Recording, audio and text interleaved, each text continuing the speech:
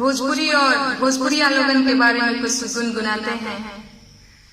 अरे जाने के होखे त जान ला, जाने के होखे त जान ला, अरे भोजपुरिया माई के आराया छपरा गोरखपुर औरी देवरिया में आई के, बक्सर बलिया सासाराम औरी मोहनिया में आई के।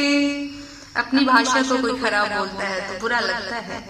अरे वो फूहड़ बोलेला, कोनो अश्लील बोलेला, कि अपन माटी के जब कोई धूमिल बोलेला, है नस नस में सोला भड़क जाला, नस नस में सोला भड़क जाला, काहे समझाई के आराया छपरा गोरखपुर औरी देवरिया में आई के, बक्सर बलिया सासाराम औरी मोहनिया में आई के।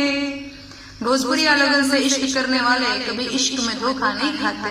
कबो दिल दे के देखला, तनी दिल लेके देखला, और दुनिया के पैमाना पे परख के देखला कि 24 कैरेट का सोना है, 24 कैरेट का सोना है, कहीं शरत लगाई के आराया छपरा गोरखपुर औरी देवरिया में आई के।